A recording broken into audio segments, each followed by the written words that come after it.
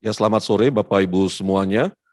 Senang bisa bertemu kembali dalam webinar keluarga yang diadakan oleh Departemen Keluarga MDC Surabaya pada sore hari ini. Sebelum kita memulai, saya ingin menyapa terlebih dahulu kepada para peserta yang berasal dari Surabaya dan juga beberapa kota yang lain seperti Batu, Bali, Sidoarjo, Medan, Jakarta, Bandung, Purwakarta, Manado, Blitar, Banyuwangi, Tangerang, Salatiga, dan negara tetangga kita, Malaysia.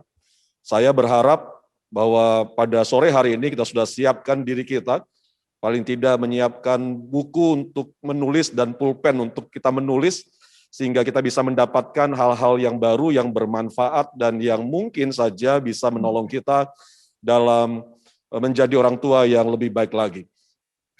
Sebelum kita mulai, saya ingin juga kembali mengingatkan, bagi Bapak Ibu yang memiliki pertanyaan, untuk ditanyakan sesuai dengan topik yang dibahas pada sore hari ini, Bapak Ibu bisa langsung menulis dalam kolom Q&A pada screen webinar yang ada pada gadget atau laptop Bapak Ibu. Gitu. Jadi Bapak Ibu bisa menuliskannya dalam kolom Q&A, dan nanti kami akan berusaha untuk memberikan pertanyaan Bapak Ibu kepada narasumber kita pada sore hari ini. Sebelum kita berdoa, kita akan meminta kepada Pak Handono, Pastor Handono, untuk membuka webinar kita di dalam doa. Saya persilakan Pastor Handono. Mari Bapak Ibu kita bersama-sama berdoa. Saya percaya setiap kita akan diberkati melalui webinar pada sore hari ini. Mari kita berdoa dimanapun Bapak Ibu berada. Bapa dalam surga, kami sungguh mengucap syukur Tuhan untuk anugerah yang sangat berharga. Kami boleh bergabung di dalam webinar keluarga kali ini dengan tema Toxic Parenting. Kami sadar sebagai orang tua, kami sering melakukan sesuatu yang keliru, baik itu apa yang kami lakukan, keputusan-keputusan yang kami buat, sehingga dapat melukai perasaan anak kami, dan mereka bisa menyimpan kekecewaan dan bahkan menjadi tidak nyaman dengan kami. Oleh karena itu, Tuhan melalui webinar pada sore hari ini, Tuhan Kau memberikan kepada kami tuntunan supaya kami tidak melakukan kekeliruan yang sama. Bahkan Tuhan kami boleh diperlengkapi, diberdayakan untuk kami bisa mensupport anak-anak kami untuk mereka bertumbuh, meraih masa depan mereka. Terima kasih, berkati Dr. Anna sebagai narasumber, berkati setiap peserta dimanapun mereka berada.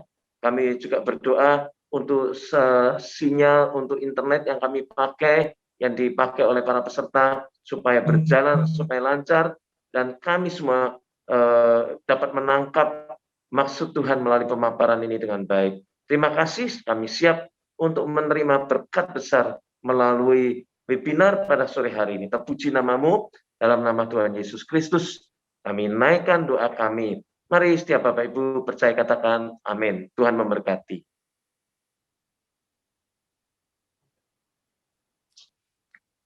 Bapak Ibu, pada sore hari ini, tema dari webinar keluarga kita adalah Toxic Parenting. Dan yang akan memandu kita adalah Ibu Anne Gracia SKG. Beliau adalah praktisi dari neuroscience terapan gitu. Jadi mungkin nanti Ibu Anne bisa sedikit menjelaskan kepada kita tentang apa itu neuroscience terapan pada saat beliau memaparkan pemaparan yang telah dipersiapkannya untuk kita pada sore hari ini. Lagi sebelumnya saya ingin menyapa terlebih dahulu kepada Ibu Anne. Selamat sore Ibu Anne, apa kabar? Selamat sore Pak, kabarnya Nama luar saya biasa. Arthur, nama saya Arthur Ibu Anne. Oke. Bagaimana kabarnya Jakarta Bu Anne? Jakarta cerah dengan situasi yang tetap berjaga-jaga luar biasa. Tetap berjaga-jaga luar biasa. Saya percaya bahwa Bu Anne sudah mempersiapkan pemaparan yang akan dibagikan kepada kita pada sore hari ini. Tanpa perlu saya memperpanjang, saya persilakan Ibu Anne untuk menyampaikan pemaparan yang telah dipersiapkannya untuk kita semuanya. Bapak Ibu sekali lagi siapkan hati kita, siapkan alat tulis kita, dan mari kita membuka hati kita untuk diberkati oleh Tuhan melalui pemaparan ini. Saya persilakan Ibu Ana, Tuhan Yesus memberkati. Terima kasih Pak Arthur. Shalom. Senang berjumpa dengan Anda semua. Nah, apa kabar juga untuk sahabat-sahabat yang baik, luar biasa, yang telah pernah berjumpa saya di MDC sebelumnya. Apa kabar? Saya harap kita bisa jumpa lagi suatu saat nanti. Dan pada kesempatan pada sore hari ini, waktu saya diajak untuk berdiskusi bersama dengan Mbak Dani, saya yakin Mbak Dani ada di antara kita somewhere, karena ini dibagi dua ya, ada panelis sama attendees, saya nggak bisa lihat semua wajahnya. Tapi saya yakin Mbak Dani dengan doanya ada bersama dengan kita. Nah, diajak, saya agak terkejut dengan judulnya sebetulnya. Memang judul ini cukup ngetop ya, Toxic Parenting. Namun, ini judul yang datang dari situasi ekstrim. Situasi ekstrim berawal mungkin memang di negara-negara barat, tetapi di Indonesia juga sudah mulai menjadi sebuah gelombang besar pada waktu kita bicara soal narkoba, pornografi, kemudian HIV ya, semua yang berurusan dengan perilaku dan keputusan hidup seseorang.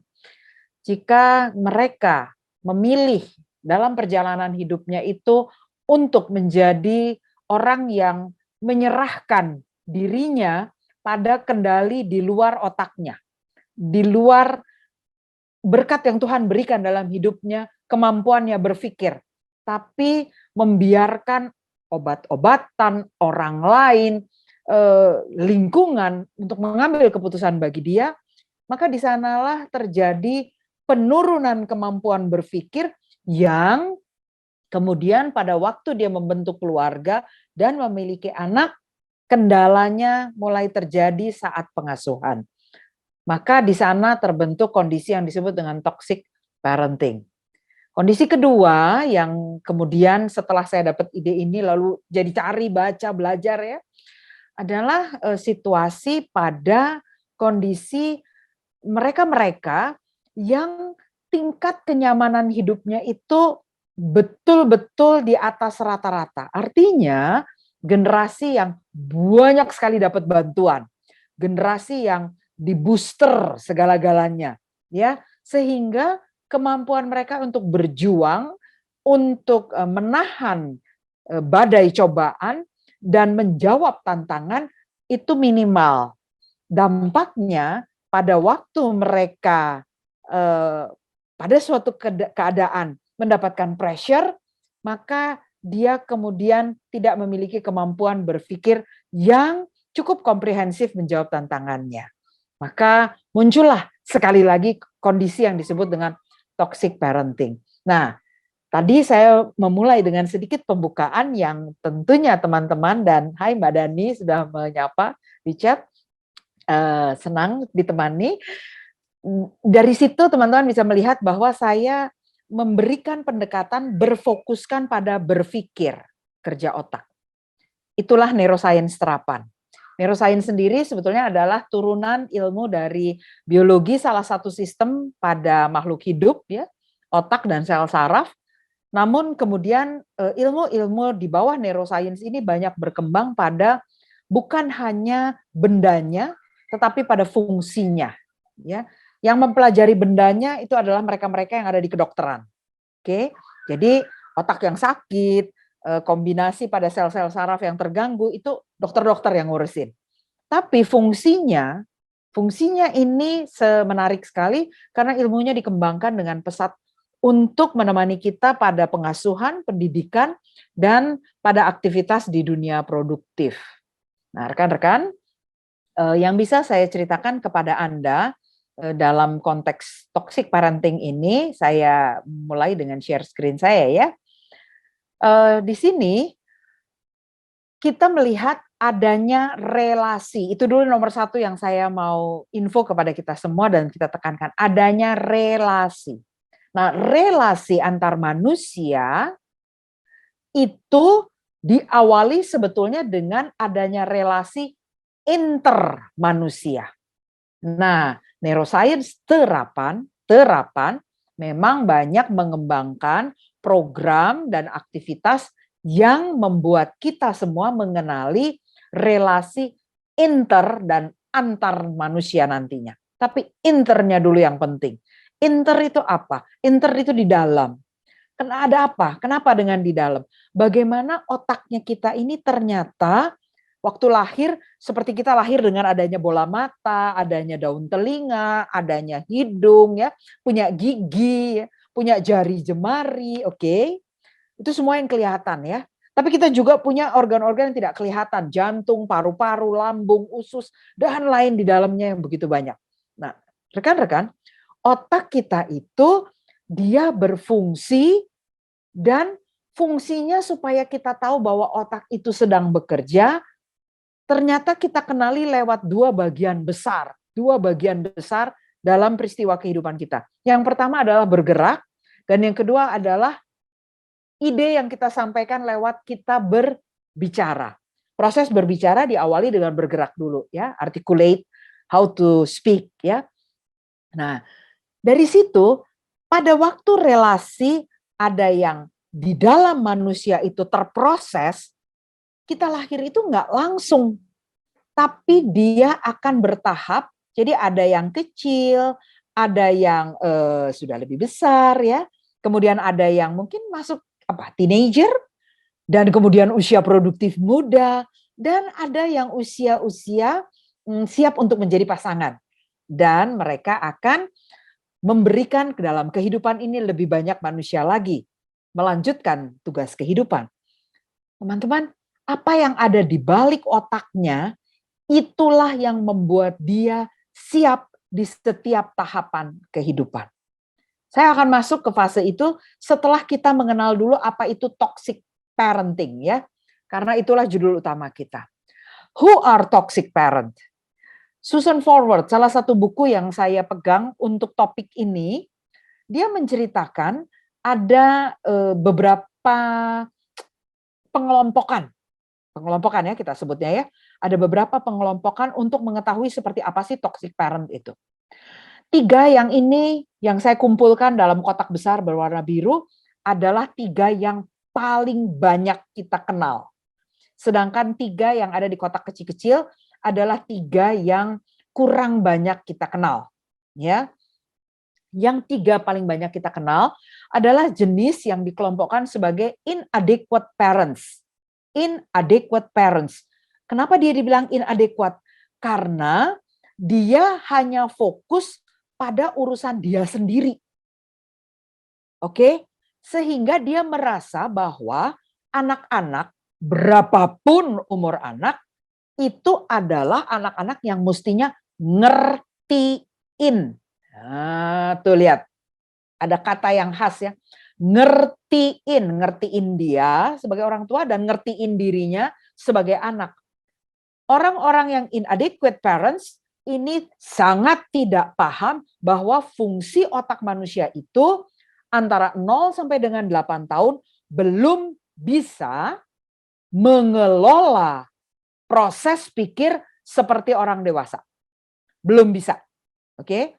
8 sampai 15 tahun itu adalah fase candra di muka di mana kemampuan berpikir itu lagi digodok habis-habisan dengan challenge dari terjadinya fase puberty yang juga dikelola di otak.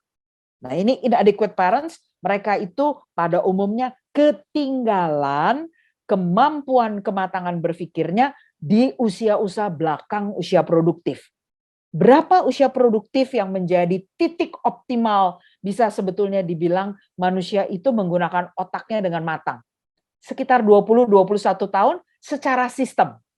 Secara sistem, jadi sistem koneksi saraf di otaknya, secara sistem itu dinyatakan, yes, you are ready. Bisa ada yang nggak terbentuk? Bisa. Ya, nanti kita bisa adakan diskusi tentang hal ini. Lalu tipe kedua, tipe controllers. Tipe controllers ini ya memang dia hobinya ngontrol aja. Jadi mereka akan melakukan rasa bersalah anak, rasa tidak berdayanya anak, dan memanipulasi kehidupan anak-anak itu untuk kepentingan dia sebagai orang tua. Ya, jadi dia ada melibat-libatkan karena dia pada masa lalunya lah, orang tuanya begini begitu dan lain-lain ya. Lalu verbal abuser ini yang memang cara ngomongnya deh amburadul. Oke.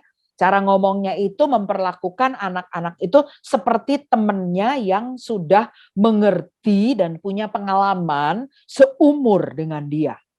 Jadi seenaknya, kamu tuh ya gitu aja nggak bisa. Emang pernah bisa? Nah ya, emang pernah diajarin? Berapa kali diajarin? Apakah sudah terbentuk memori? Sudah menjadi kebiasaan? Atau anak itu baru terpapar dengan hal yang baru lalu kita sudah mulai memberikan pressure, ceritanya memotivasi, tapi sebetulnya kalimat kita abuse. Ya. Yang 3 lagi adalah yang alcoholic, physical abuser, dan sexual abuser. Itu agak jelas dan tidak perlu saya elaborate. Ini Susan Forward. Dalam rangka saya mempelajari lebih banyak untuk mengenali topik ini, saya menemukan juga ternyata masih banyak yang lain ya, pengelompokan lain seperti ini Razy. Saya ambil Razy karena saya tertarik pada satu jenis dari kelompoknya dia yang tidak ada di yang lain, itu yang infallible. Parents yang merasa mereka tidak mungkin salah. Orang tua itu pasti yang paling benar. Wah, ini seru nih. Orang tua pasti yang paling benar. Oke? Karena anak kan belum punya pengalaman. Nanti dulu ya. Orang tua paling benar, anak tidak punya pengalaman. Satu kalimat pendek sih benar. Tetapi dia paling benar kalau dia tidak mengerti profil anaknya dan dia tidak pernah tahu dan mengamati kemampuan anaknya, lalu dia tetap merasa benar dengan idenya, ini yang menjadi salah. Orang tua yang tidak mau mengamati anaknya adalah salah satu dari kelompok toxic parents. Gaya parenting dia menjadi gaya parenting yang toxic. Ya, meracuni. Meracuni itu secara bertahap akan membunuh. Yang dia bunuh apa? 2, yang membunuh karakter atau ya literally membunuh dalam arti betul-betul kematian itu datang. Apalagi yang physical abuse tadi ya, betul-betul bisa terjadi kematian. Ini yang menarik ya. Ada kedua di Razy yang buat saya menarik perhatian saya selain tadi invaluable parents, itu yang hipokrit. Ini mirip-mirip ya. Hipokrit itu mengatakan bahwa kalau dia melakukan sesuatu yang salah, nggak apa-apa. Kalau anak nggak boleh. Orang tua boleh. Orang tua salah-salah dikit boleh. Bodoh. Anak nggak boleh salah. Ya, anak mesti benar. Alasan dia apa? Kan anak baru lagi belajar. Kalau orang tua kan cincailah katanya gitu. Wah, gitu ya. Nah, rekan-rekan, tanpa sadar kita bisa menjadi parents yang toxic dalam skala rasio kecil sampai rasio yang berat. Rasio kecil itu bisa misalnya kita suka melupakan dengan mengutamakan diri sendiri. Anda mau ngecek Anda termasuk yang skala kecil toksik model ini? Mengutamakan diri sendiri? Coba cek apakah Anda nggak mau ketinggalan sinetron, drama Korea, padahal anak belum selesai bikin PR gitu. Masa segini aja, aduh lama banget sih, ayo dong cepetan. Anda makin gelisah, makin abuse verbally atau bahkan mungkin physically ya, pukul meja atau didorong-dorong badannya dia gitu. Cepetan. Padahal tujuan Anda bukan membuat anak itu termotivasi untuk cepat melakukan tugasnya, namun karena Anda tidak sabar udah pengen nonton drakor. Nah, itu yang menarik ya. Ini skala ringan yang akan terjadi akumulasi, ya. Sulit memperlakukan anak dengan baik. Kalau tidak mau yang berat, langsung dibilang tidak dapat memperlakukan anak dengan baik. Artinya apa? Artinya pada waktu Anda berinteraksi dengan anak, Anda melakukannya dengan kewajaran. Anda merasa wajar kalau Anda membentak anak karena saya dulu juga dibentak kok sama orang tua saya.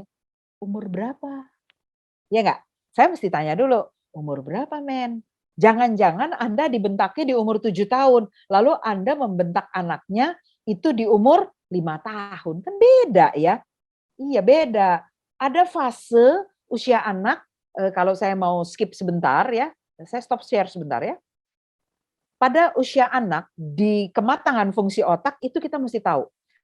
Ada 0 sampai 2 tahun di mana dia sedang mempersiapkan semua gerbang sensorinya. Jadi dia sedang mempersiapkan matanya untuk sanggup menerima semua informasi dan dia serap, lalu telinganya untuk mendengar apa yang dia bisa dengar, lalu koordinasi mata dan telinga untuk menyimpan memori lebih baik. Menyimpan memori lebih baik.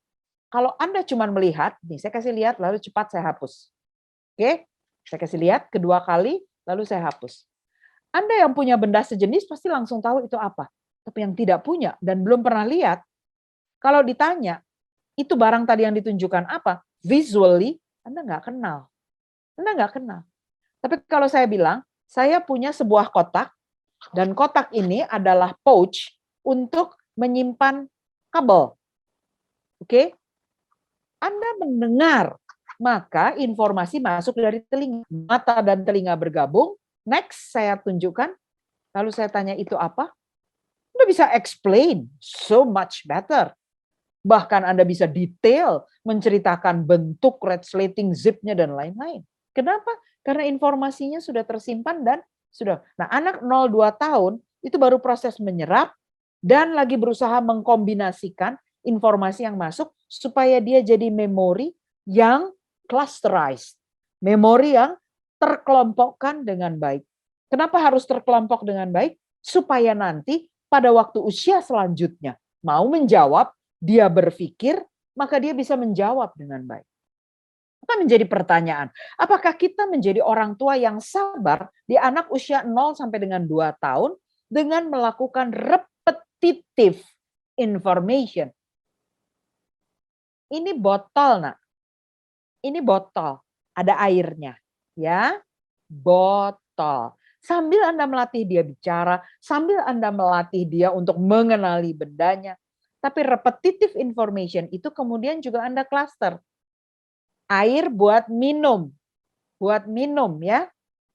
Nanti lain kali Anda pakai gayung. Ini air buat siram, another cluster, sub cluster, sama-sama air tapi fungsinya beda. Why? Anda beri argumen karena yang satu dimasak, yang satu nggak dimasak, yang satu steril, yang satunya nggak steril. Teman-teman, itu mesti bertahap diberikan ke anak. Seorang anak kecil umur 0-2 tahun tiba-tiba ambil air dari ember lalu dia memasukkan di mulut. Kalau kita marah, kita yang salah. Ya. Kalau kita marah, kita yang salah karena dia belum punya memori sepanjang itu. Dia belum punya kemampuan untuk berpikir sekompleks anak 2-4 tahun yang sudah memiliki lebih banyak argumen. Argumen, bukan sekedar kata dan benda, ya, tapi argumen. Dia udah tahu sebab akibat. Ini nggak boleh kata mama, kenapa? Kotor, gitu ya. Jadi rekan-rekan, be a toxic parent adalah orang yang tidak ngertiin anaknya karena dia menyamakan anaknya di segala kondisi. Bahkan lupa dengan apa yang sudah dilakukannya pada anaknya. Oke, baik. Saya lanjutkan screen-nya. Jadi dia tidak bisa memperlakukan anak dengan baik. Sulit mengendalikan emosi. Oh, come on. Orang tua, orang dewasa yang punya kesulitan dengan emosinya, sudah pasti dia adalah salah satu orang tua dengan kecirian dari yang ringan sampai sedang untuk toxic parent. Kenapa saya langsung bilang sampai sedang? Karena hati-hati. Pada saat kita sudah tidak bisa menahan emosi kita, bahkan ekspresi kita pun sudah bisa menyakiti anak kita. Ya, karena dia sedang semangat-semangatnya menunjukkan kemampuannya, lalu kita dengan beringas di muka kita, tunggu. Intonasi suara kita juga sampai tunggu, gitu ya. Ini skala kecil memang, namun dengan ditambah ekspresi dia mulai meningkat menuju skala sedang. Jika diulang, maka itu betul-betul sudah menjadi sedang, ya, toxic parent yang sedang. Oke. Suka mengontrol, nggak pernah mau memperhatikan, mengamati keterampilan, kemampuan anak, dan tidak bisa memberikan kepada anak kita kesempatan menyalahkan anak, mempermalukan anak. Come on, ini sering tidak sadar kita lakukan, ya. Buat saya cukup parah pada waktu saya ketemu dengan seorang rekan, dan rekan ini dia memperkenalkan, karena dia seorang dokter, dia memperkenalkan 3 orang anaknya kepada saya bukan by name. Bukan namanya yang dia sebut, tapi yang disebut apa? Mbak Ane, ini teman saya, ini anak saya, yang ini OCD, ini autism, yang ini autism mild ADHD. Gitu ya. Jika ternyata itu adalah misdiagnose, jika itu ternyata adalah sedikit kurang stimulasi aja, anak itu akan ingat, ya. Dan suatu hari nanti kalau dia tahu, maka dia melihat ibunya itu sebagai orang yang judgmental, orang yang hanya akan menghakimi, oke? Tidak mengerti dia dan tidak mendampingi dia, tidak mengembangkan dia. Yang adalah itu tugas kita sebagai orang tua. Nah, ini yang unik. Yang terakhir ini salah satu contoh yang sangat unik. Masih banyak contoh lain, tapi ini contoh-contoh yang paling ekstrim dan paling banyak sering terjadi. Bersaing sama anak. Nggak mau ngalah kalau ngomong sama anak. Ya, selalu mau menunjukkan keterampilan yang lebih baik. Ya iya kali, kan udah lebih sering melakukan. Berapa kali Anda berhasil melakukan membuka sebuah botol? Umur Anda berapa? 27, 30, apalagi yang 40. Ya, dibandingkan dengan anak yang umurnya berapa tahun sih? 4 tahun, 5 tahun, 7 tahun. Ini berapa kali Anda udah buka ini botol? Lalu kalau anak itu nggak bisa buka, terus Anda bilang apa? Gini aja, lihat dong mama bisa. Hai, lucu deh. Itu bukan lawanmu gitu. Ya, menarik kalau kita melakukan itu dengan anak. Nah, Susan Forward lalu memberikan sebuah kalimat quotes, ya, yang menghujam langsung pada kita orang dewasa yang seringkali membenarkan diri kita bahwa kita itu melakukan apa yang kita lakukan karena ada unsur kesalahan. Ya, bukan kita yang salah untuk apa yang terjadi pada waktu kita kecil. Tapi juga itu bukan alasan untuk kita melakukannya lagi pada anak-anak kita. Kita bisa melakukan sesuatu karena kita punya otak yang cerdas. Karena kita punya otak yang belajar. Kalau kita bertahan pada masa lampau, kalau kita bertahan dengan history kita, kalau kita bertahan dengan trauma kita, kita adalah orang yang tidak belajar, tidak berkembang, dan tidak berubah. Betapa sedihnya Allah kita. Karena kita diberi otak itu untuk jadi lebih baik. Karena otak kita itu sangat berbeda dengan animal. Kalau tingkat hierarki dalam hidup ini, makhluk hidup ini dibuat jenjangnya, manusia itu paling atas.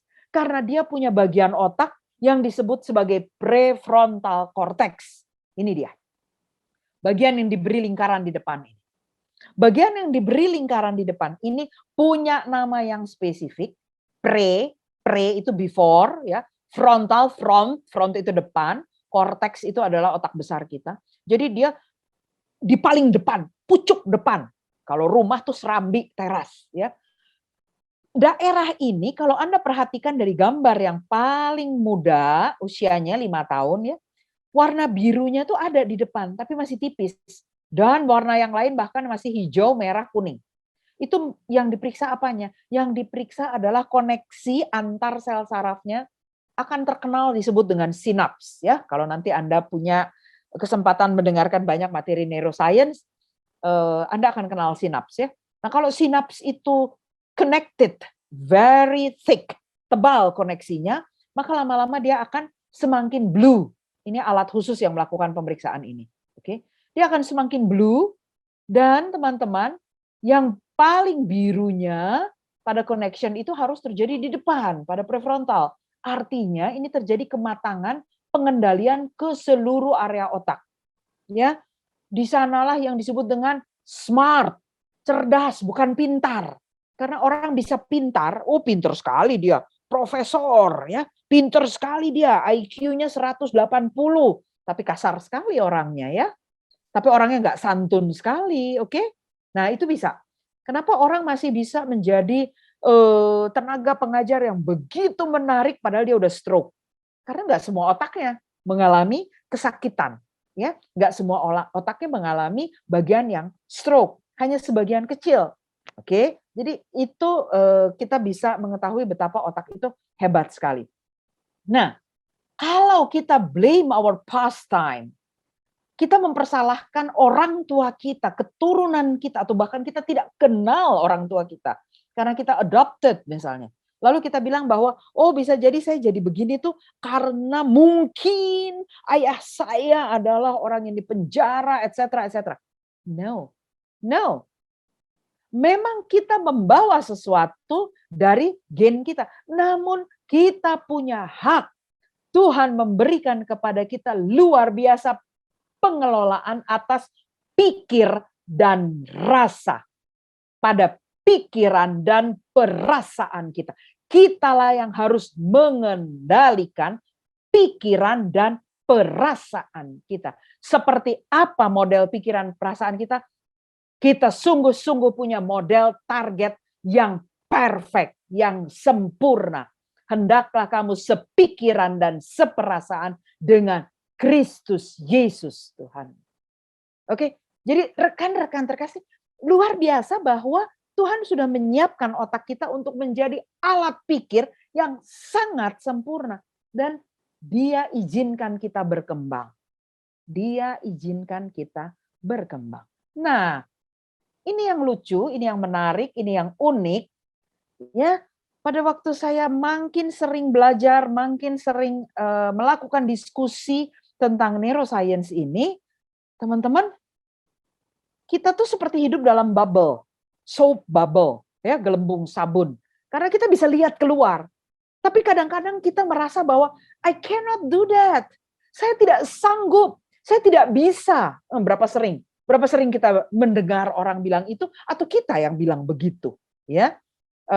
Tadi beberapa saat saya mendengar doa disampaikan oleh pastor, ya. Jadi banyak pemimpin agama kita, banyak evangelis kita, banyak orang-orang kita yang pasti mereka mendengarkan kesaksian atau pasti mereka mendapatkan kesempatan untuk menerima consultation, lalu mendengar orang yang bilang, saya tidak bisa. Yes, yes.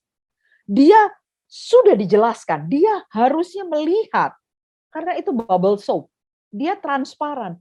Dia punya pikiran, tapi otaknya tidak bisa dia kendalikan untuk memecahkan bubble soap itu. Supaya dia free dan melakukannya. Dan yang unik, sehubungan dengan brain function maturity, yang tadi saya sebutkan di sini ya, peningkatan, oke? Ternyata, ini bubble juga, kita hidup tuh bubble-nya berlapis-lapis. Baby, kita hidup dalam bubble di dalam kandungan ibu kita.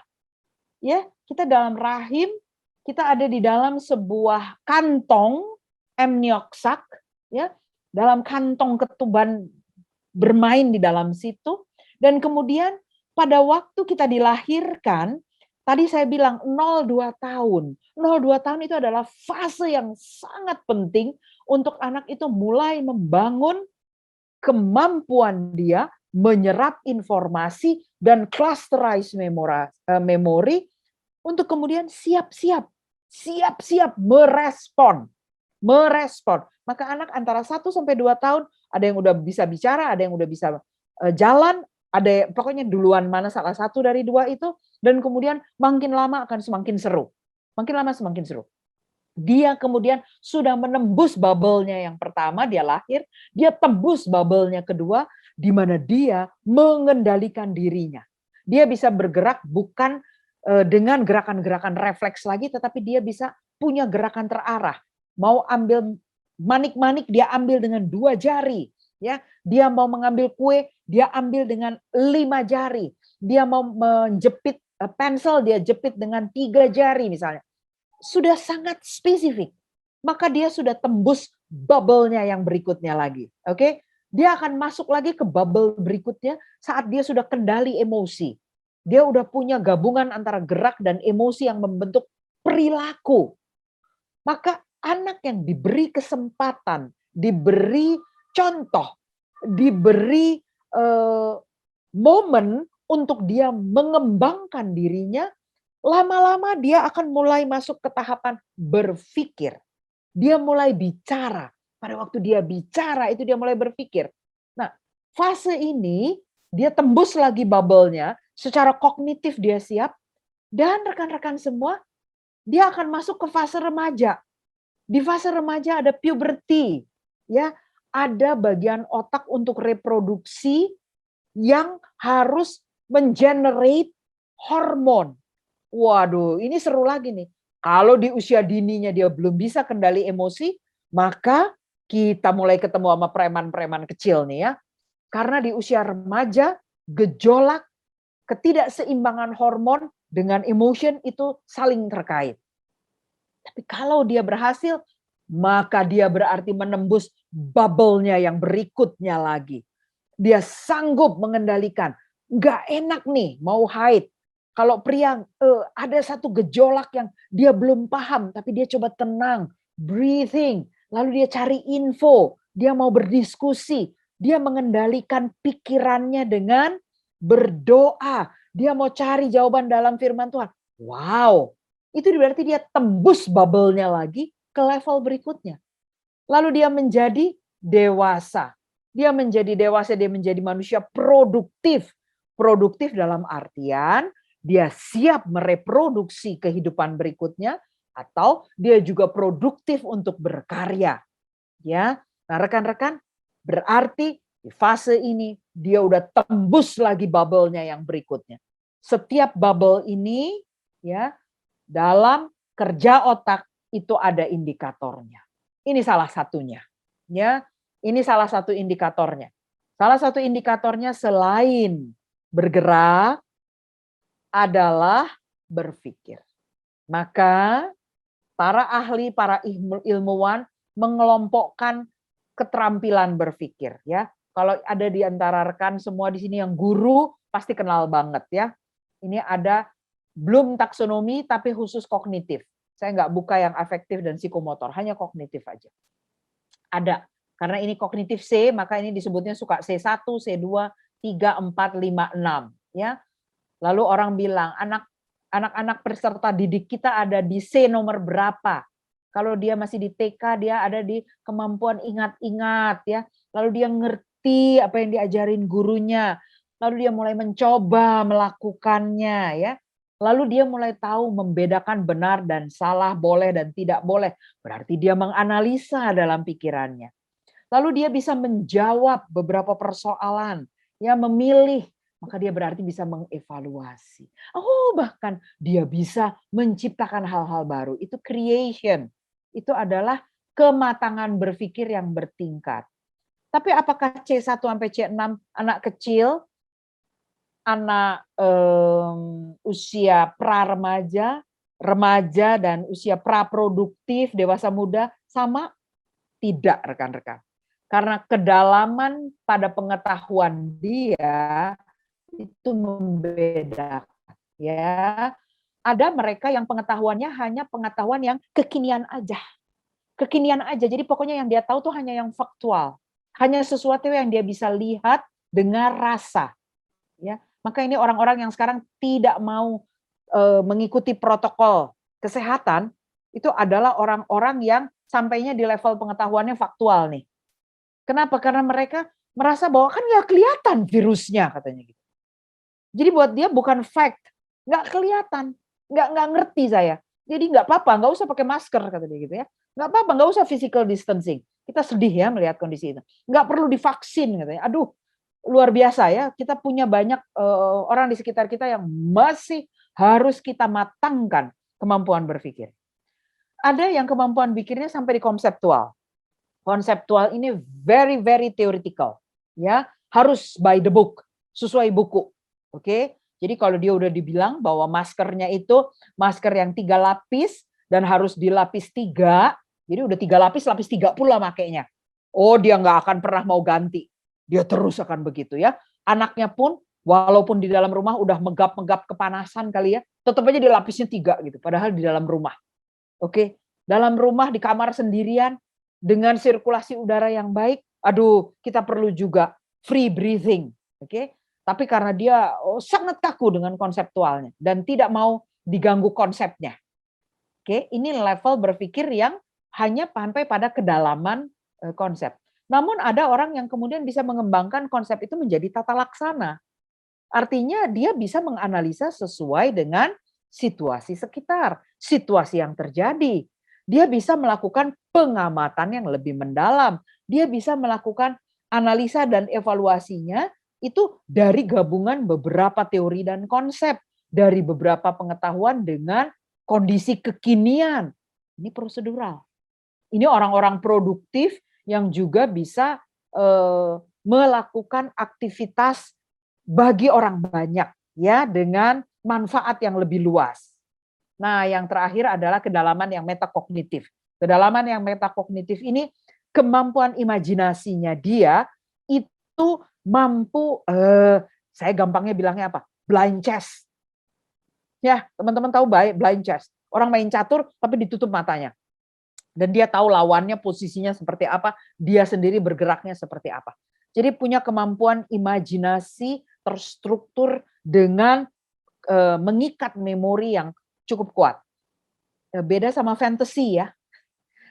Fantasy itu angan-angan, fantasy itu hayalan ya. Fantasy itu adalah penggabungan dari hayalan yang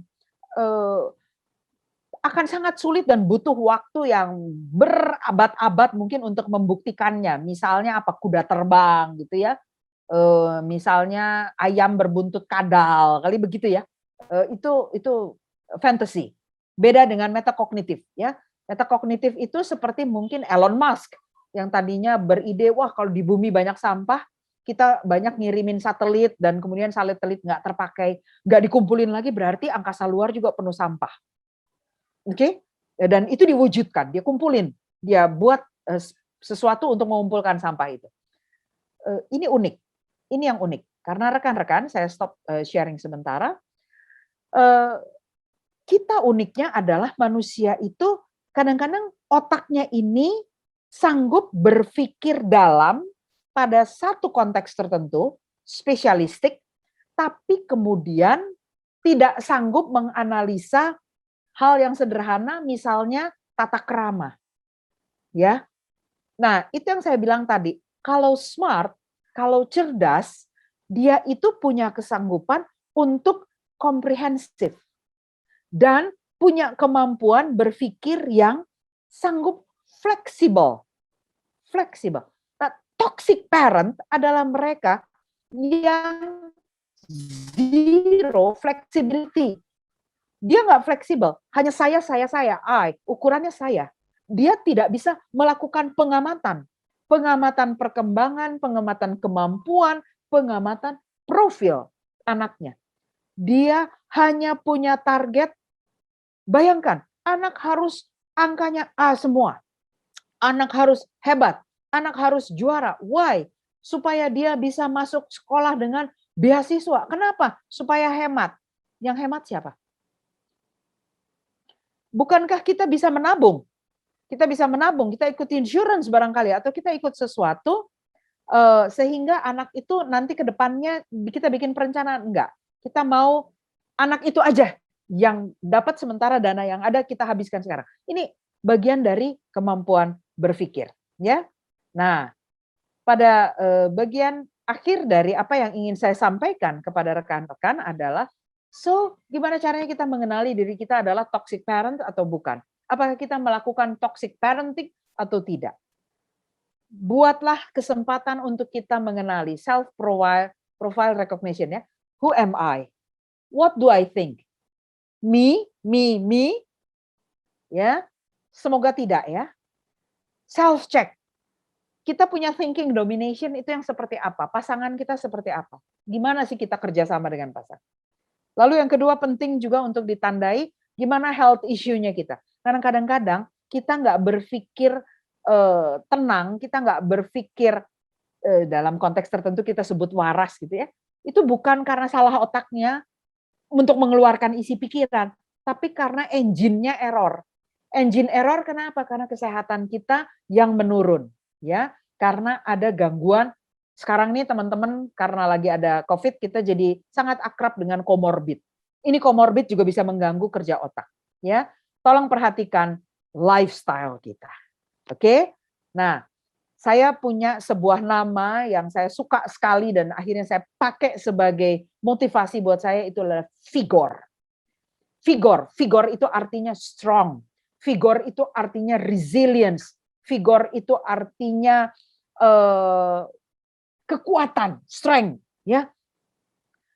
Vigor adalah jatuh tapi bangkit lagi. Maka saya senang sekali untuk selalu mengingat ini dan saya mau katakan kepada Anda untuk menjadi orang tua yang sehat, tidak toksik, please be vigor. Stay strong, stay flexible. Itu dulu dari saya, mari kita diskusi.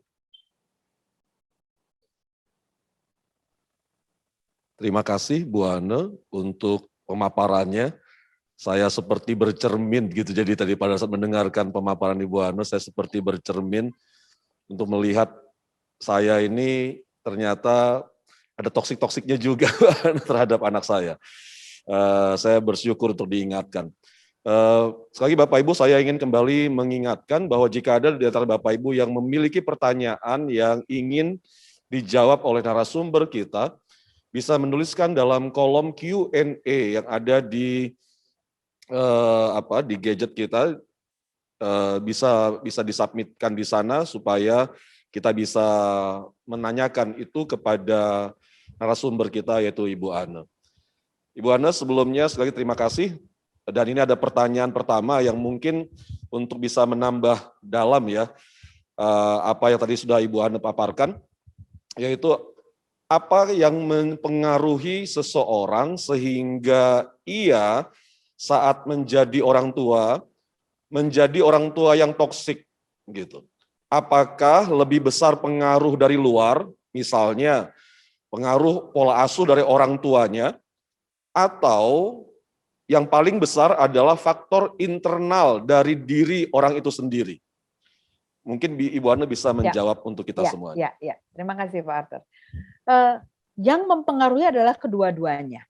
Jadi pada waktu kita masih kecil sampai dengan fase sekitar pra-remaja, ya 15 tahun, itu kita memang dibentuk oleh dengan siapa kita tinggal. Dengan keluarga kita, saya anggap begitu ya.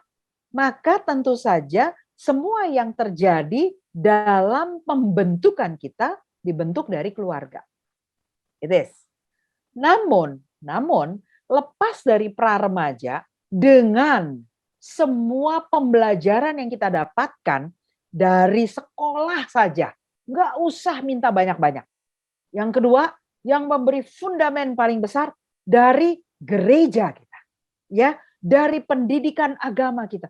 Dua hal ini bersatu itu sudah mengasah betul kemampuan kita berpikir. Jadi lepas dari apa yang kita bawa sebagai pembiasaan di dalam kebiasaan keluarga kita sebelumnya, kita punya kemampuan yang diberikan Tuhan untuk mengasah kemampuan pengambilan keputusan kita.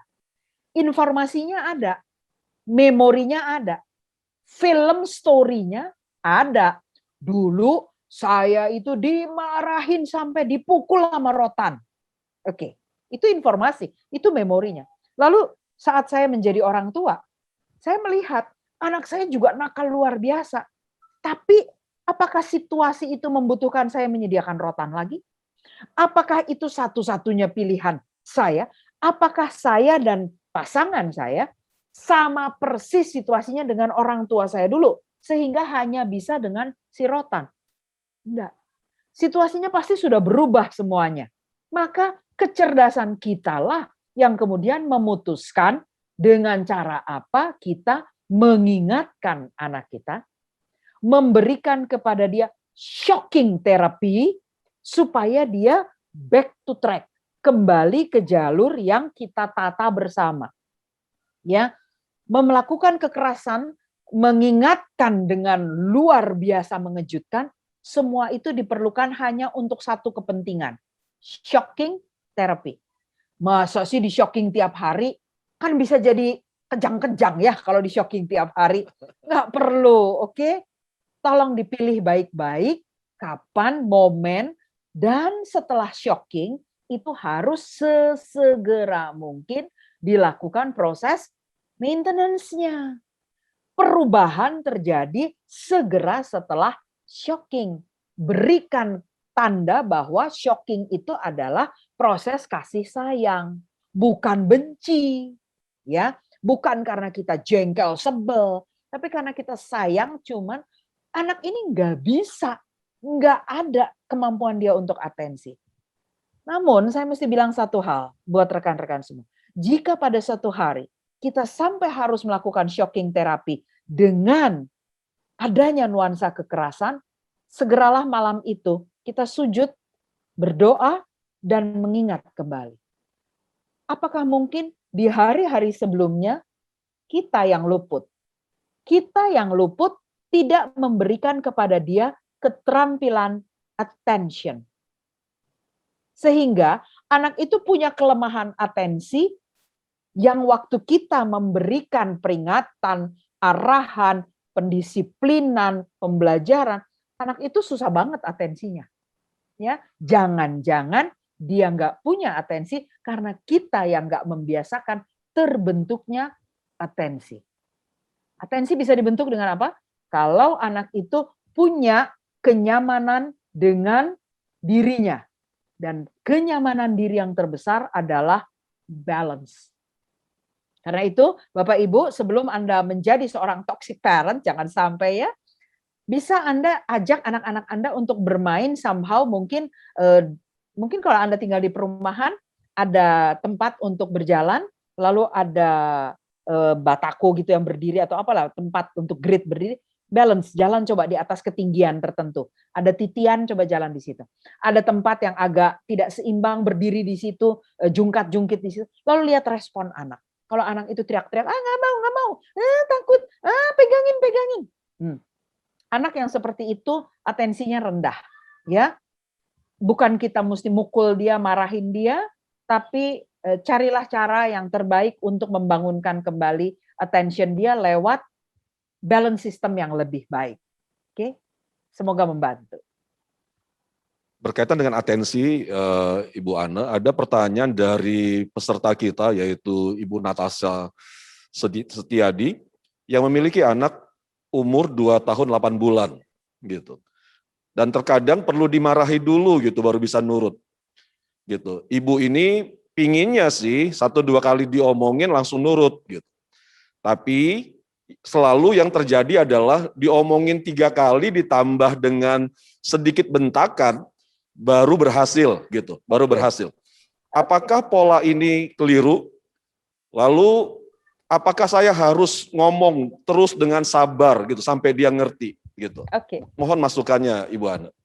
Baik Pak Arthur, menarik buat rekan yang menanyakan hal ini. 2 tahun baru umurnya ya, 2 tahun lebih sedikit tuh ya. Usia itu tadi saya sudah sebutkan adalah usia yang sangat-sangat spesifik, golden age, di sistem sensornya dia dan kemampuan justru memang awal membangun atensi. Maka mohon perhatikan dulu apakah anak itu memang bisa menerima semua bunyi dengan baik. Ya. Apakah kita membiasakan kepada dia untuk mengenali suara kita dengan nada yang rendah. Tolong perhatikan bahwa anak-anak zaman sekarang ini adalah korban teknologi yang luar biasa mendapat polusi, bukan hanya polusi udara, tapi juga polusi noise, polusi suara. Ya, maka anak-anak yang memiliki kondisi rumah yang TV nyala terus, dekat jalan raya, ada bengkel atau pembangunan di sekitar, itu adalah anak-anak dengan kesulitan membangun atensi. Kalau ingin anak itu bisa mendengarkan suara kita, kita mesti punya suara spesifik yang didengar oleh dia dan dikenali. Namun, bukan high frequency. Catat baik-baik, bukan high frequency. Jadi bukan dengan melengking. Justru low frequency, low tone, boleh big volume. Boleh big volume, tapi rendah semuanya. Bukan melengking-lengking. Yang melengking itu justru akan ditolak oleh reseptor audio anak. Jadi bukan anak tidak mau dengar, tapi reseptornya yang menolak untuk pencegahan terjadinya damage audio filter. Maka cobalah untuk mengenali kembali apakah anak itu bisa dengan gaya panggilan tertentu yang dia bisa kenali. Kedua, coba cek jika kita mencoba memanggil dia dari depannya dia. Ya, dari depan dia. Loh, kalau dia lagi ngadep belakang gimana dong? Oh, saya dapat tuh orang tua yang pinter triknya. Dia mainin lampu.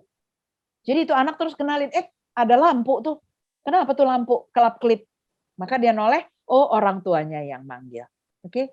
Jadi grab their attention first. Tapi untuk bisa mendapat attention mereka, tolong perhatikan satu, balance-nya tadi. Kalau anak itu adalah 2 tahun, proses merangkaknya dia terlalu pendek, dia punya kesulitan untuk berguling dari kiri ke kanan gitu ya, gulingin badannya di lantai. Dia tidak banyak melakukan aktivitas bermain-main dengan mungkin map yang ada petanya gitu ya. Lalu pada waktu dia mulai 2 tahun lebih kan, dia mulai pakai sepeda, barangkali ada yang balance bike itu, atau dia mendorong troli kecil. Lihat apakah gayanya dia condong ke depan seperti mau jatuh. Jika ya seperti itu, memang dia punya kesulitan untuk atensi. Kalau semuanya itu fine, oke, maka Anda perlu sedikit mempertanyakan kepada expert apakah dia punya gangguan yang lebih dalam lagi. Tapi saya tidak melihat adanya satu kepentingan khusus anak di usia 2 sampai dengan 3 tahun, kita itu harus betul-betul sedemikian kerasnya ya memanggil dia, yelling supaya dia sampai nurut, itu tidak.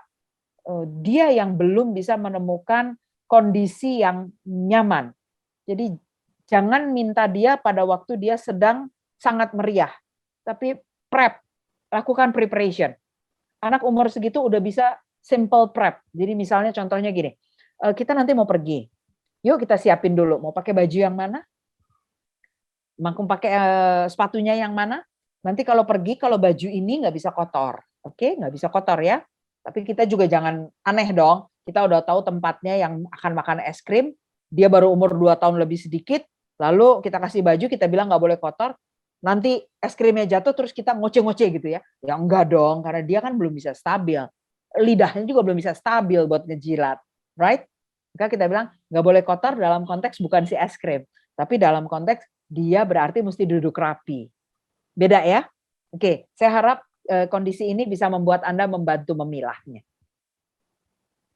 Oke, terima kasih Bu Ana. Ini juga ada pertanyaan lain dari peserta Bu Ana yang namanya tidak ingin disebutkan. Oke. Jadi tadi dia katakan begini, tadi disebutkan toxic parenting menurut saya adalah garis keras gitu.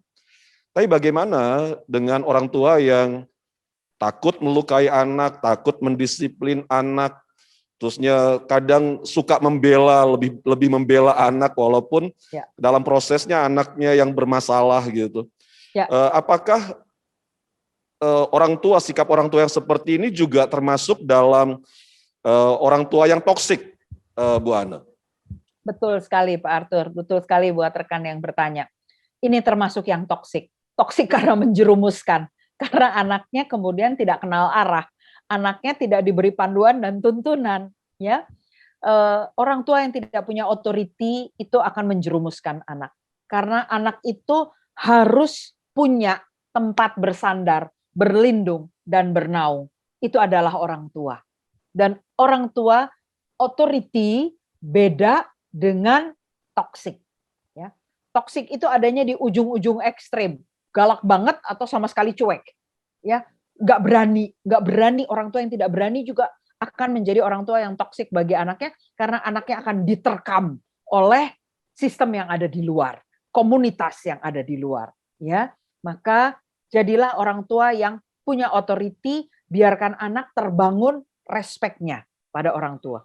Ingat sekali lagi bahwa di awal tadi sempat sudah saya sampaikan bahwa ide topik tentang toxic parenting di luar awal berkembangnya topik toxic parenting ini karena ada kelompok-kelompok masyarakat yang memang adalah kelompok masyarakat yang sakit.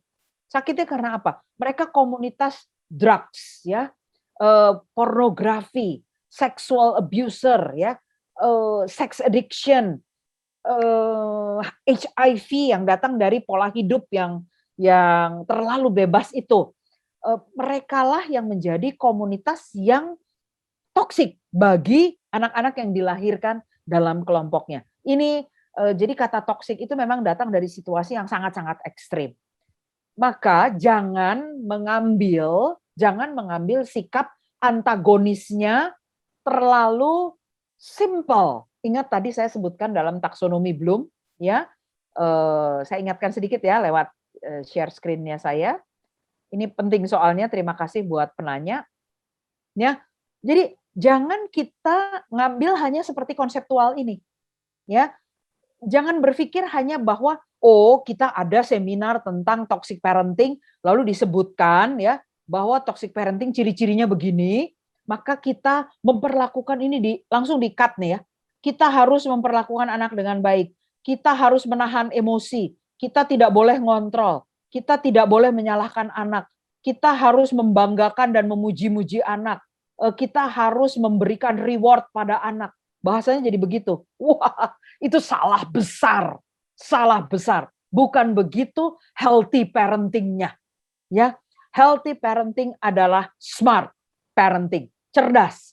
Tahu membedakan situasi. Tahu menempatkan situasi dan keputusan untuk mendampingi, mengasuh dan mendidik anak.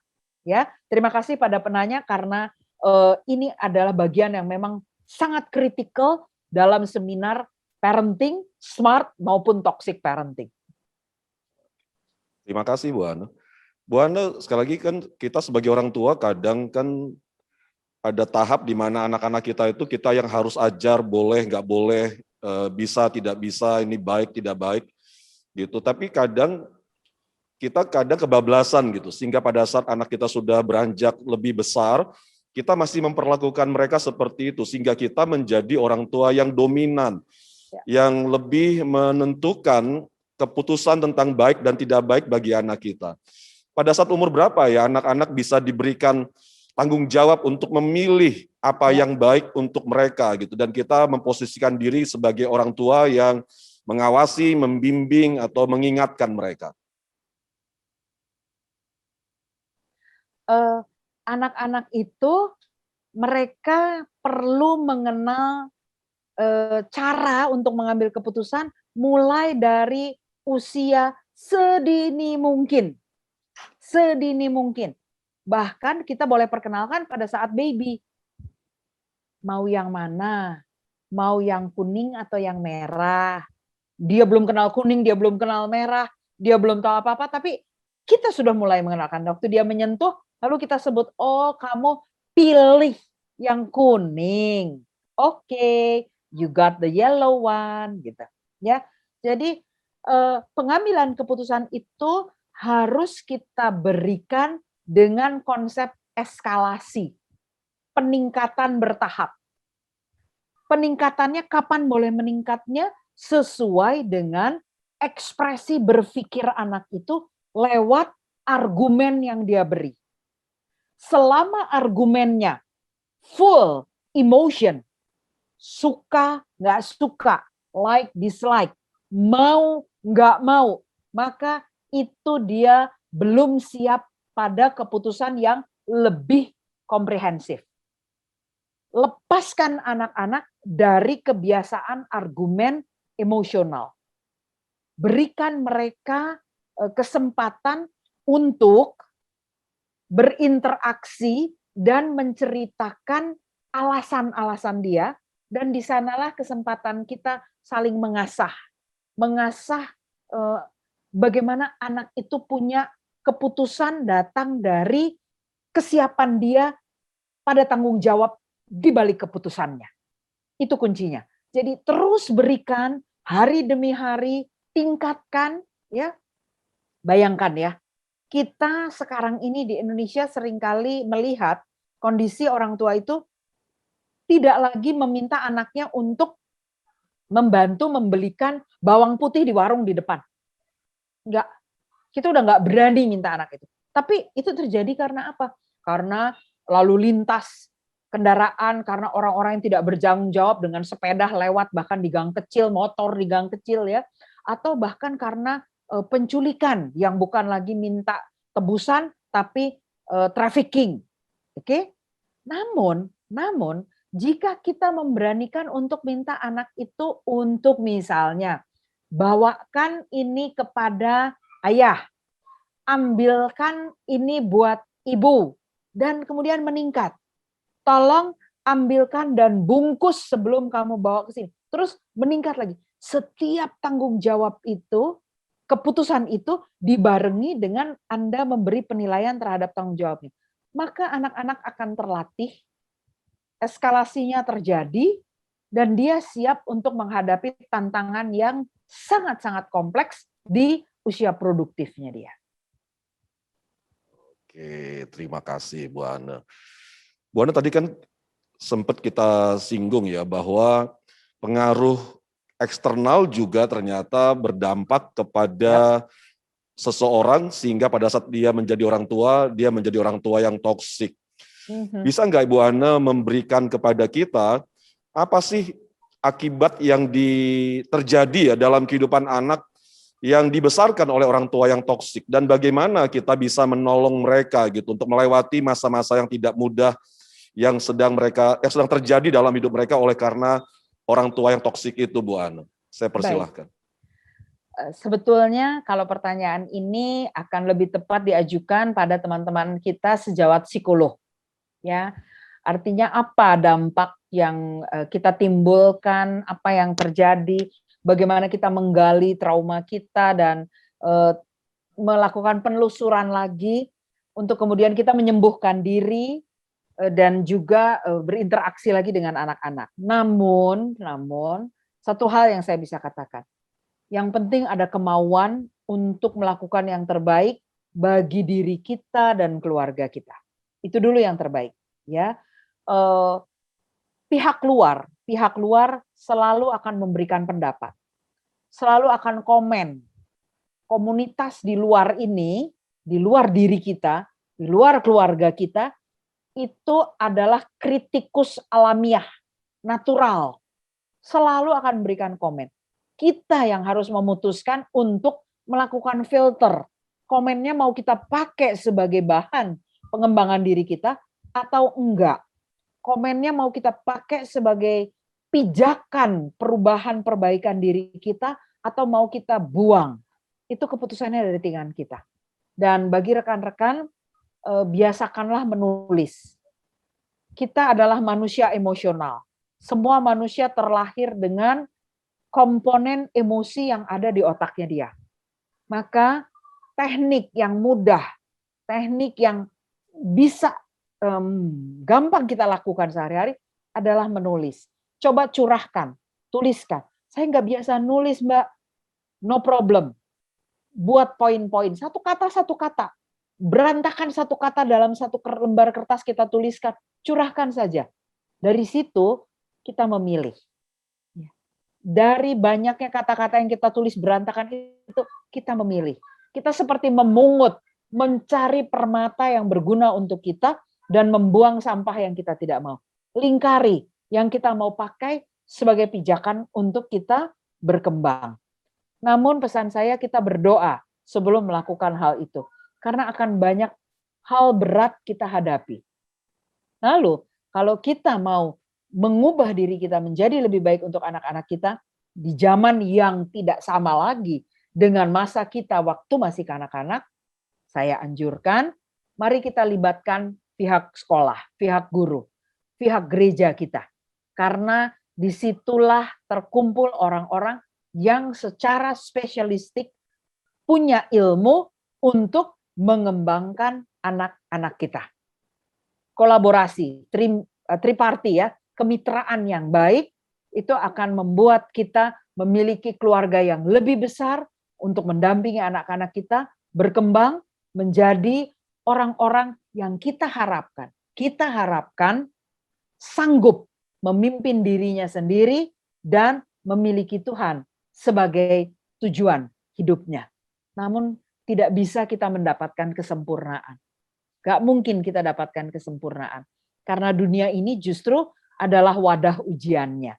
Jadi izinkan anak kita mengalami ujiannya dia. Dampingi, sediakanlah diri kita untuk tempat dia letih, menangis, sakit bahkan, tapi tetap dorong dia untuk menghadapi ujiannya dia. Itu yang bisa saya sampaikan, Pak Arthur. Oke, terima kasih Bu Ana. Bu Ana, ini ada pertanyaan yang juga penting ya. Dari Ibu Agustina, dia bertanya seperti ini. Bagaimana seorang toxic parent bisa dipulihkan kembali? Jika dia tidak sadar, bagaimana seorang anak dewasa bisa hidup dengan orang tua toksik yang inadequate, controlling, and verbally abusive gitu? Ya, yang menarik, dengan adanya dunia pendidikan sebagai bagian kehidupan seorang anak, ternyata tidak semua anak itu terdampak negatif dari toxic parent. Amazing. Ada banyak anak-anak di dunia ini yang justru menjadi orang yang sukses luar biasa terlahir dari toxic parenting. Pengasuhan yang toksik itu. Ya. Namun ada juga memang anak-anak yang lalu terpuruk karena memiliki orang tua yang toksik.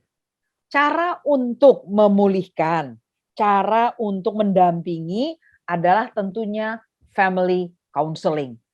Kalau kita dari luar melihat, guru melihat, pihak gereja, sahabat, keluarga, atau bahkan mungkin kita anggota keluarga itu melihat ada anak dengan pola asuh dari keluarga yang merusak dia, maka selain mendoakannya, kita bisa melakukan pendekatan. Pendekatan seperti apa supaya kita sebagai orang luar tidak dianggap mencampuri? Yang paling baik adalah dengan memperlihatkan prestasi dan kinerja atau performance dari si anak kepada orang tua. Lalu bukan menyalahkan orang tuanya, tetapi mengatakan bahwa, hey, anak ini saya lihat punya potensi loh. Mau nggak kita bongkar potensinya supaya dia lebih bagus? Nggak ada orang tua yang jawab nggak mau. Pada umumnya mereka bilang mau. Lalu marilah kita menjadi seorang yang seolah-olah menjadi guide, penunjuk jalan. Ya, kita bilang, oke, saya tahu caranya gini, saya kasih ya. Triknya begini nih, biar anaknya jadi hebat. Tapi kita perlu Anda orang tuanya untuk membantu supaya repetisi. Kalau saya senang sekali sebagai seorang neuroscience terapan, itu paling senang dengan bidang saya karena orang tua gampang sekali saya ajak ngobrol. Orang tua kalau saya bilang anak butuh pengulangan supaya sel otaknya tebal. Pada umumnya semua langsung mau. Karena mereka mau sel otak tebal itu sehat. Dan semua mau anaknya sehat dan pinter. Ya, tapi kalau kita bilang pekerjaan rumah semua langsung bilang, aduh beban. Ya, maka kita yuk kita lakukan repetisi bersama-sama. Saya kasih polanya, tapi anak itu kan nggak tinggal sama saya. Anak itu kan tinggal dengan bapak dan ibu. Jadi bapak ibu yang lakukan polanya. Di situ perlahan-lahan kita mengikis orang tuanya dan ikut melatih orang tuanya dengan status dia adalah asisten kita untuk membentuk anak. Mudah-mudahan dengan model seperti itu anak-anak yang berada dalam pengasuhan yang toksik dan tidak menjadi anak-anak yang termotivasi atau lepas dari situasi yang negatif, tapi dia malahan menjadi jauh lebih berkembang baik, sisa-sisa anak yang tertinggal dan menjadi buruk perkembangannya, itu tetap kita bisa bantu. Jadi keterlibatan pihak luar, pendidikan, dan sekali lagi komunitas sekitarnya, gereja, itu akan sangat membantu. Oke, luar biasa, Bu. Saya seperti dapat satu SKS, 2 SKS ini. Bisa sore aja, hari Pak Arthur. ini. Ada pertanyaan terakhir Bu Hana. Ini pertanyaan yang bagi saya penting ya untuk saya sendiri dan juga saya berharap ini juga penting bagi teman-teman semua para peserta. Apa hal praktis untuk bisa mendetoks otak kita? Kan kita ini punya trauma ya, maksudnya setiap orang ini kan punya trauma karena pola pengasuhan, karena hal-hal yang pernah terjadi di masa lalu kita yang diakibatkan oleh toxic parent gitu. Dan kemudian apa hal-hal praktis yang bisa kita lakukan untuk mengubah kebiasaan toksik kita yang kita sering lakukan sebagai orang tua? Oke. Saya bisa persilakan Bu Hana. Iya. Ini unik. Being toxic itu bukan instan. Being toxic is a long, long way, a long journey. Itu menjadi toxic. Maka untuk menjadi intoxic tentu akan perlu proses. Tapi resepnya bisa dalam bentuk tips. Resepnya aja yang tips. Tapi pelaksanaannya nggak bisa sekali instan selesai. Ya, salah satu resepnya yang terbaik adalah berikan dulu oksigen, nutrisi, dan cairan yang cukup untuk otak kita. Selagi otak kita sehat, maka otak ini siap untuk belajar. Otak ini siap untuk berubah. Tapi kalau otak itu tidak sehat, otak malnutrisi, otak dehidrasi, maka dia tidak akan pernah bisa berubah. Karena energinya tidak ada untuk berubah di tingkat sel. Ya, itu yang pertama. Tips yang kedua adalah cobalah untuk melakukan proses neutralizing, netral kembali. Cara melakukan proses netral adalah yang pertama, breathing session. Lakukan proses napas supaya Anda bisa mengendalikan detak jantung. Mengendalikan detak jantung berarti memastikan darah ke otak dan menurunkan kadar emosional. Yang kedua. Yang ketiga, izinkan Allah terlibat dalam kehidupan Anda full action. Jadi jangan cari kemana-mana modelnya. Jangan coba ngacak-ngacak untuk mencari kemana arah tujuan saya mesti belajar. Fokus, yakin, dan teguh. Hanya satu pedoman hidup kita. Maka kita akan merasa damai, tenang. Kalau kita sudah mencapai titik tersebut, maka berarti otak kita siap belajar. Serbu. Segera cari berbagai model untuk memperbaiki relasi. Ya, karena fase 1, 2, 3 tadi kita sudah mengkoreksi relasi internal kita. Maka fase berikutnya adalah melakukan koreksi relasi eksternal kita. Mulai dengan membangun komunikasi dengan pasangan, dengan anak, dengan mereka yang terlibat dalam kehidupan anak kita. Maka kita akan bisa secara bertahap mengubah apa yang toksik menjadi intoksik. Oke, terima kasih Bu Hana. Saya sangat terberkati sekali. Bapak Ibu, saya percaya bahwa hanya Tuhan. Jadi kita perlu Tuhan untuk mengubah kita.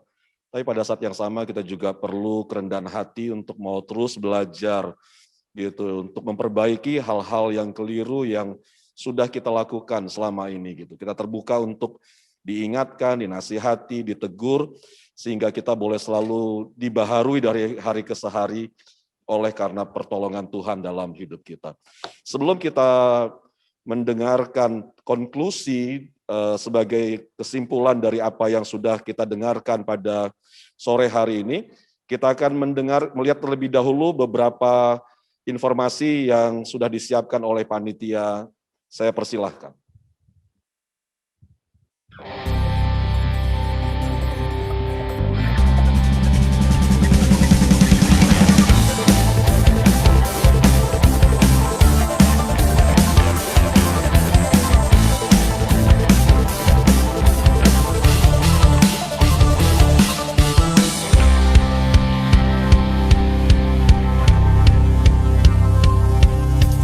Tiada tara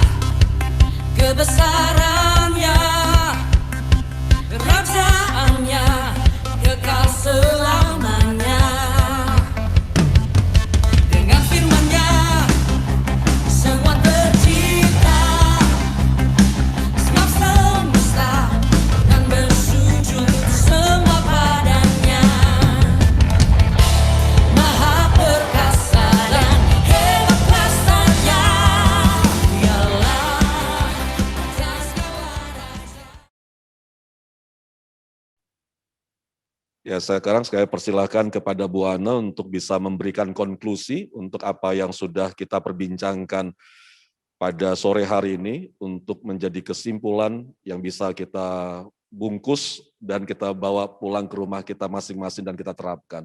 Saya berikan waktu kepada Bu Ana, saya persilahkan. Rekan-rekan semua, menyenangkan bahwa kita bisa berjumpa dalam kesempatan ini. Dan saya setuju dengan apa yang dikatakan Susan Forward dalam bukunya Toxic Parent. Now, you are not to blame for what happened to you as a child. Anda bukanlah orang yang perlu disalahkan untuk apapun yang terjadi dalam kehidupan Anda di masa lampau. Semua itu memang sudah terjadi dan itu adalah bagian sejarah kehidupan kita. Namun, kita juga adalah penulis sejarah dalam kehidupan kita di masa mendatang dan di kehidupan anak-anak kita. Maka marilah kita lutut berdoa dan sungguh-sungguh meminta Tuhan memimpin kita agar kita memberikan tulisan yang sesuai dengan kehendak Allah bagi anak-anak kita dan menjadi dasar untuk dia dalam menjalani kehidupannya dengan semua tantangan dan konflik dan semua godaan yang harus dia hadapi di dalam kehidupan dia. Saya yakin kita bisa bersama Tuhan yang memimpin. Tuhan Yesus memberkati. Shalom. Terima kasih Bu Ana. Sekali lagi bagi Bapak Ibu para peserta yang terberkati bisa mengirim emotikon atau ucapan terima kasih kepada Bu Ana untuk berkat yang telah dibagikannya kepada kita semua pada sore hari ini. Selagi terima kasih Bu Ana Gracia untuk menjadi berkat yang telah menjadi berkat bagi kami semuanya pada sore hari ini. Dan saya juga berterima kasih kepada Bapak Ibu para peserta semuanya yang boleh mengikuti webinar kita pada sore hari ini dari awal hingga pada akhirnya. Dan sebelum nanti saya tutup dalam doa, saya ingin kembali mengingatkan bahwa ada beberapa pertanyaan yang memang belum saya tanyakan kepada narasumber. Tapi pertanyaan-pertanyaan Bapak Ibu tetap akan kami jawab dalam IG Live yang akan kami adakan setiap hari Minggu pukul 4 sore. Jadi Bapak Ibu bisa join dalam Instagram Live MDC Surabaya pukul 4 sore setiap hari Minggu. Dan yang kedua, saya ingin juga mengingatkan kepada Bapak Ibu bahwa di bulan depan pada tanggal 25 Juli, kita juga akan mengadakan webinar keluarga dan masih melanjutkan tema yang sama pada sore hari ini, Toxic Parenting 2, tapi akan ada tema spesifiknya yaitu dampak toxic parenting kepada prestasi anak di sekolah dan dalam dunia kerjanya mereka. Bagaimana mengatasinya? Dan yang akan menjadi narasumber untuk webinar keluarga kita di bulan Juli yang akan datang adalah Memdadi kalau saya bisa menyebutnya, yaitu Ibu Dr. Anda Budi Wardani CLC. Beliau adalah Ketua Yayasan Cahaya Harapan Bangsa yang membawahi sekolah masa depan cerah kita Bapak Ibu. Sebabnya segera mendaftar supaya bulan yang akan datang kita semuanya juga boleh kembali diperlengkapi dan diberkati melalui webinar keluarga kita di bulan yang akan datang. Bapak Ibu sekali lagi terima kasih. Saya akan memimpin dalam doa untuk mengakhiri webinar keluarga kita pada sore hari ini. Mari sama-sama kita bersatu hati, mari sama-sama kita berdoa. Bapa, kami sekali lagi berterima kasih kepadamu karena Engkau boleh memakai Ibu Ana untuk menjadi berkat bagi kami melalui pemaparan yang telah beliau sampaikan ya Tuhan bagi kami pada sore hari ini. Aku berdoa minta Tuhan biarlah Engkau menambah-nambahkan hikmat-Mu dalam hatinya, dalam hidupnya ya Bapa, sehingga hamba-Mu ini boleh semakin diperlengkapi untuk dapat memperlengkapi ya Tuhan, bukan hanya para orang tua, dan bahkan setiap orang-orang yang ia temui dalam kehidupannya, ya Tuhan, untuk membawa mereka untuk menjadi pribadi yang semakin hari semakin diubahkan seturut dengan kehendak-Mu ya Tuhan. Dan biarlah kuasa-Mu itu juga menyertai ya Tuhan Bu Ana ya Tuhan dan dalam pelayanannya. Dalam nama Tuhan Yesus Kristus. Kami berdoa juga ya Tuhan, para peserta ya Tuhan yang telah mengikuti webinar keluarga pada sore hari ini, Tuhan, Engkau yang memberkati kami. Apapun pergumulan yang kami hadapi dalam keluarga kami, secara khusus ya Tuhan dalam kami, ya Tuhan mengasuh, membimbing anak-anak kami, Tuhan tolong kami. Kami yang terbatas ini, kami membutuhkan pertolongan-Mu. Nyatakan kuasa-Mu, nyatakan kasih setia-Mu bagi kami ya Tuhan. Kami mau merendahkan diri kami untuk terus belajar dari-Mu. Sehingga kami boleh semakin hari semakin diperlengkapi. Sehingga kami boleh melihat ya Tuhan, anak-anak kami boleh bertumbuh besar, menjadi anak-anak yang diberkati Tuhan, dan hidup mereka boleh menjadi kehidupan yang mempermuliakan nama-Mu. Terima kasih ya Bapak. Kami berdoa sekali lagi, tutup bungkus kami semua dengan kuasa-Mu, sehingga di sepanjang hidup kami ya Tuhan, kami boleh selalu ada dalam perlindungan-Mu. Terima kasih ya Bapak untuk sore hari ini. Kami bersyukur kepadamu, kami kembalikan sekali lagi segala pujian, hormat, dan kemuliaan hanya bagi-Mu. Biarlah berkat yang daripada Allah Bapa, berkat dalam kasih karunia anaknya Tuhan kita Yesus Kristus, dan berkat dalam Roh Kudus yang telah diberikan di dalam hidup kita, memenuhi kita, dan memberi kepada kita kekuatan yang baru untuk berlaku setia di hadapan Tuhan dari hari ini sampai Kristus datang kembali. Kami akhiri webinar kami dalam nama Tuhan Yesus Kristus. Amin. Amin. Tuhan Yesus memberkati Bapak Ibu. Sekali lagi Ibu Ana, terima kasih untuk berkatnya. Tuhan Yesus memberkati kita semuanya.